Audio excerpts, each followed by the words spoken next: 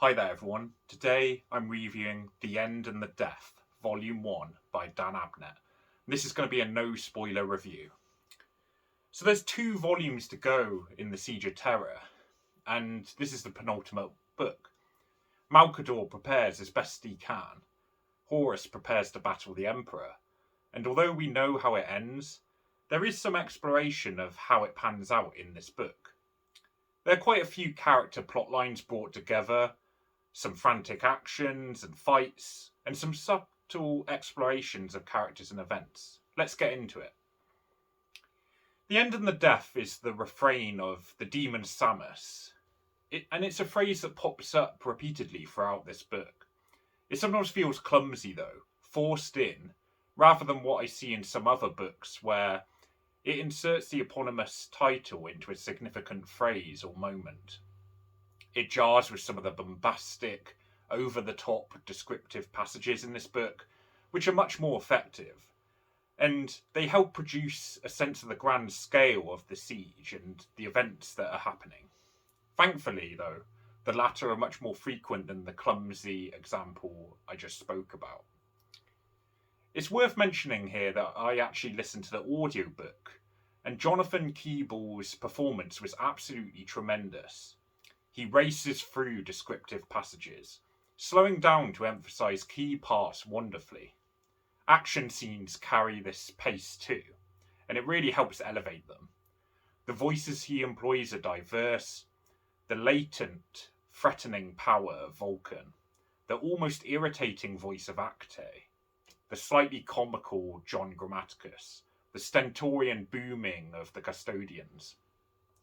I really feel like the reading elevated this book and made it even better. The long passages of imagery, one of which I think was about a page long, if not longer, without ending a sentence, were grandiose and fitting. I think some might find them tiresome, but Warhammer is satirized, insane, and massive. And these literary tactics help to make that manifest. I couldn't get enough of these descriptions, partly due to Jonathan Keeble's delivery. One particular passage really displayed this well, and I quote, "Into ribbons with his power claw, he sidesteps Mendolus's second lunge in a swirling billow of cloak, and runs his sword hilt deep into the shield captain Amalfi's chest. Each companion he strikes down is a profound loss to humanity. Each one a perfect creation of genetic and esoteric engineering, masterpieces, hand-wrought with the most diligent and exacting labour. Each one is a boon, loved companion and friend, beloved as any son." End quote. In terms of the characters and how they play out, it's very much a mixed bag. I've just read Alfarius, head of the Hydra, and it was cool to see Ingo Pesch. They're a legion that doesn't get enough love, in my opinion. But there's also plenty of common favourites here. The Primarchs and most of their playing off one another is for the most part strong, although some of the petty Primarch squabbles do appear here. Vulcan and Dawn remain resolute defenders, but perhaps a bit more doubtful than they've been in other books. Sanguinius, noble and impassioned, but a bit more certain. Horus, fallen and increasingly depraved, although part of this is apparently an act. Malcador and the Emperor are explored in much more detail, and are probably some of the strongest parts of this book.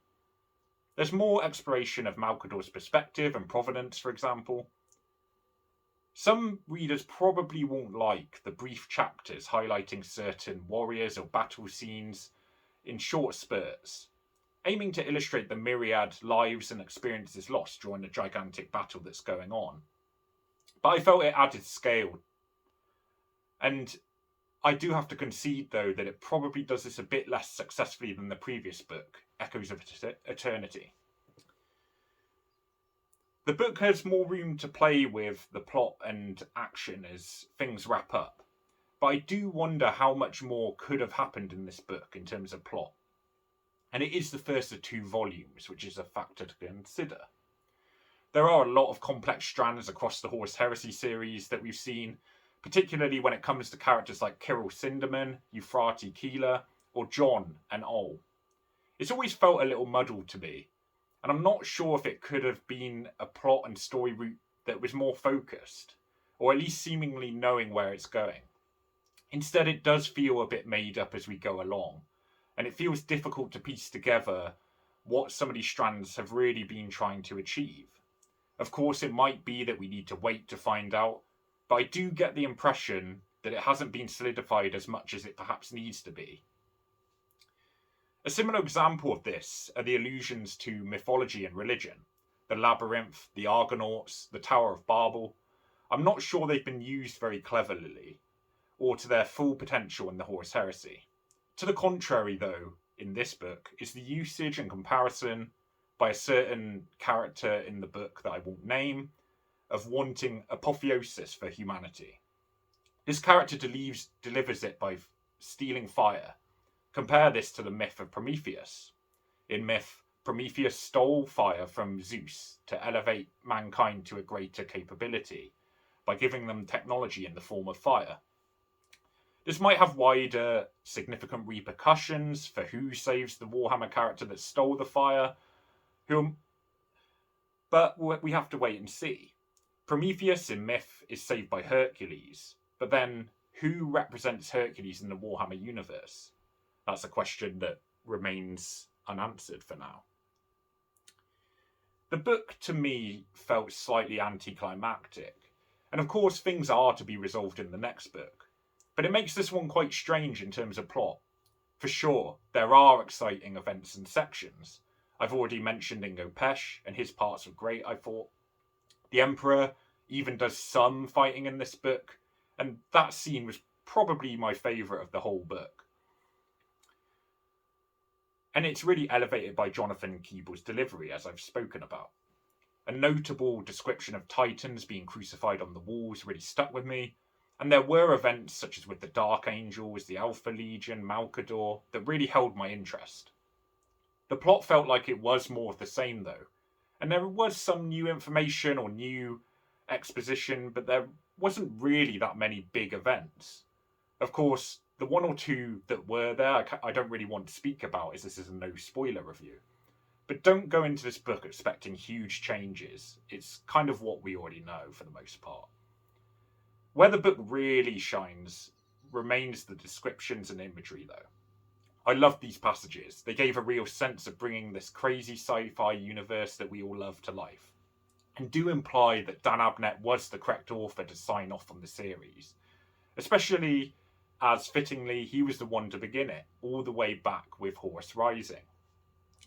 So in terms of final score, I can see The End and the Death Volume 1 being quite divisive.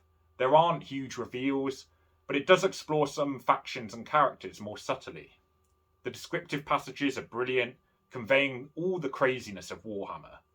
It probably could have benefited from a bigger hook or hooks to the story, and sometimes the comparative work doesn't always pay off, as I mentioned with mythology or religious references.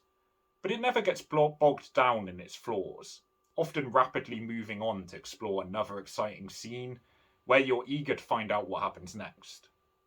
You're probably going to read it anyway if you're this invested, if you've been reading all the Horus Heresy or Siege of Terra series, but this is definitely one of the stronger books. It's just perhaps a little too delicate when it comes to the plot, almost like it doesn't want to tread too deeply. But it's often redeemed by some of the fun interactions and amazing imagery and delivery of the audiobook. So I'm giving this one 8 out of 10. Definitely a really strong read, but I think Echoes of Eternity is actually the best book so far, in my opinion. So thanks for watching. I'll be reviewing Volume 2 when it comes out, and there's plenty more reviews coming up. Thanks for listening.